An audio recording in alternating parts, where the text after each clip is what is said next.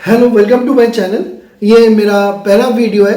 तो आज हम लोग थोड़ा ऊप्स कॉन्सेप्ट के बारे में डिस्कस करेंगे, लेकिन उससे पहले थोड़ी सी पीछे होके हम लोग प्रोसीजरल लेवल लैंग्वेज में जो सारी खामियां थी या जो सारे शॉर्टकमिंग्स थे उसके बारे में थोड़ा सा जान लेंगे। उसके बाद हम लोग ऊप्स कॉन्सेप्ट को डिटेल में जानने की कोशिश करेंगे। तो प्रोसीड्यूरल लैंग्वेज सच एज सी, फोर्ट्रन और बेसिक में ये दिक्कत आ रही थी कि जो एक मेन प्रोग्राम रहता था उसको हम लोग छोटे छोटे पार्ट्स में डिवाइड करते थे फंक्शंस में।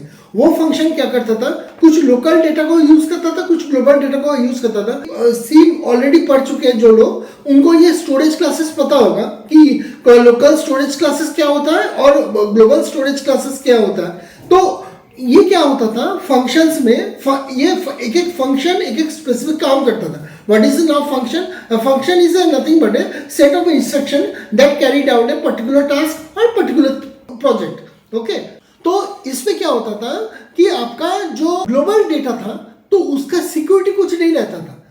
बाइट आप अगर सी स्ट्रक्चर में जाओगे तो जब हम लोग सी स्ट्रक्चर डिफाइन करते हैं तो उसमें क्या होता है कि सी स्ट्रक्चर में all the data members are public in nature. इसका मतलब है कोई बाहर वाला भी उस डेटा को यूज कर सकता है। तो for that reason this C or the procedural level language is not at all fit to resolve the real world problem such as banking का कोई प्रोजेक्ट हुआ या फिनटेक का प्रोजेक्ट हुआ या IRCTC या फ्लाइट का रिजर्वेशन का या ट्रेन बुकिंग का कोई प्रोजेक्ट हुआ। IRCTC में जैसे आप ट्रेन बुकिंग भी करते हैं, फ्लाइट बुकिंग भी करते हैं, उसमें पेमेंट गेटवे रहता है। तो इन सब चीज़ों में सिक्योरिटी, जो डेटा सिक्योरिटी है उसको एक बहुत हाई प्रायोरिटी दिया जाता था, जो सी डिलीवर करने में नाकामयाब हुआ था। ये सारे प्रॉब्लम को एड्रेस करने के लिए ऊप्स कॉन्सेप्ट का इंट्रोड्यूस C++ में हुआ। So C++ is a superset of C which implements the procedural as well as the OOPS concept in its programming paradigm। अभी हम लोग डिस्कस करेंगे फीचर्स ऑफ OOPS। तो इसमें क्या क्या चीज़ है, पहले है क्लासेस, उसके बाद है ऑब्जेक्ट्स, उसके बाद एब्स्ट्रैक्शन, उसके बाद एनकैप्सुलेशन, उसके बाद है आपका पॉलीमॉर्फिज्म, लास्ट में आता है आपका मैसेज पासिंग। तो इन 6 चीज़ों में आज हम लोग इस वीडियो में डिस्कस करेंगे क्लास और ऑब्जेक्ट के बारे में। एनकैप्सुलेशन, एब्स्ट्रैक्शन, पॉलीमॉर्फिज्म और मैसेज पासिंग हम लोग अगले वीडियो में डिस्कस करने वाले हैं। तो फर्स्ट हम लोग क्लासेस के बारे में डिस्कस करेंगे। तो क्लासेस क्या होता है? Classes is a kind of a template that is used to define an object. तो क्लासेस का कोई रियल टाइम सिग्निफिकेंस नहीं होता, उसको हम लोग एक, जैसे आप चेकबुक को यूज करते हो तो चेकबुक में जब तक साइन नहीं होता तब तक उसका कोई रियल टाइम सिग्निफिकेंस नहीं है या रियल टाइम मेमोरी इनिशियलाइजेशन नहीं होता। जिन्होंने भी सी स्ट्रक्चर में काम किया है उनको ये पता होगा, स्ट्रक्चर में हम लोग स्ट्रक्चर वेरिएबल बनाते थे। स्ट्रक्चर वेरिएबल जब बनता था तब उसका मेमोरी इनिशियलाइजेशन होता था।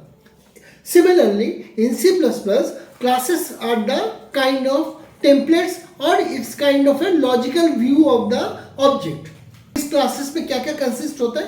क्लासेस में कुछ डेटा कंसिस्ट होते हैं और कुछ फंक्शंस कंसिस्ट होते हैं। Data are known as the attributes and the functions are known as the behavior of the particular class। मान लो एक स्टूडेंट क्लास है तो उसका आप डेटा क्या क्या रहेगा, नेम क्या है, उसका वो कितना मार्क्स है, ये एक हो गया, उसका ग्रेड क्या है, कौन सा स्ट्रीम में है, ये सारे उसके डेटास होंगे। उस स्टूडेंट का पर्टिकुलर बिहेवियर क्या है, बिहेवियर या फंक्शंस उस क्लास में क्या क्या हो सकता है, टोटल कितना वो मार्क्स रहा है, एवरेज कितना है और उसका ग्रेड कौन सा आया है, ये सारे उसके हो गए फंक्शंस या उसके बिहेवियर एक पर्टिकुलर स्टूडेंट क्लास का। सिमिलरली अगर आप क्लास कार को पकड़ोगे तो कार का वेट कितना है, उसका कॉस्ट कितना है, उसका कलर कितना है, ये सारे उसके हो गए डेटा सी एट्रीब्यूट। और फंक्शनलिटी में क्या है, वो ब्रेक्स कैसे काम करते हैं या एसी उसमें है या नहीं है, या फंक्शनलिटी में आपका वो डीजल कार है या पेट्रोल से चलने वाला कार है, ये हो गया उसका functionality. A class is what? A class is a nothing but it's a template or a logical presentation of the particular object। Objects क्या होता है? Objects होता है कि these are the real time entities or these are the instances of a particular class। जब तक class का कोई ऑब्जेक्ट ना बने तब तक उसका रियल टाइम कोई मीनिंग नहीं बनता। That is only particular template. जैसे आप चेकबुक में अगर साइन नहीं करते हो तो उसका कोई cheque leaf doesn't have any real time significance until and unless the particular person has signed that check. So similarly when the object of the class is created, only that time the class is having a real time significance. हाँ, तो इसमें हम लोग एक class बना रहे हैं। एक क्लास अगर है स्टूडेंट बोल के, तो उसमें सारे क्या क्या डेटास रहेगा। मैं कोड नहीं लिख रहा हूँ, मैं आपको ओवरऑल एक व्यू दे रहा हूँ, बाकी हम लोग प्रैक्टिकल बाद में करेंगे। उसमें सारे डेटास अगर रहेगा, पहले आएगा इसका आपका नेम, उसके बाद आएगा आपका नंबर, उसके बाद आएगा मार्क्स, उसके बाद आएगा स्टैंडर्ड्स, कौन से स्टैंडर्ड्स में पढ़ रहे हैं। इस पे आपका फंक्शंस क्या रहेंगे, फंक्शंस शायद रहेगा उसका एवरेज, एक फंक्शन हो सकता है आपका टोटल नंबर, टोटल मार्क्स, ये फंक्शंस हो सकता है। उसके बाद हो सकता है आपका display of average and total marks, display marks. तो ये स्टूडेंट क्लास का क्या क्या रहा, डेटास क्या क्या रहा, डेटा या एट्रीब्यूट क्या क्या रहा, name, roll number, marks, standard, कौन सा स्टैंडर्ड में वो पढ़ रहा है, और उसका फंक्शनलिटी क्या क्या है, एवरेज क्या है, टोटल मार्क्स क्या है, display average and display marks. ये हो गया आपका टोटल क्लास।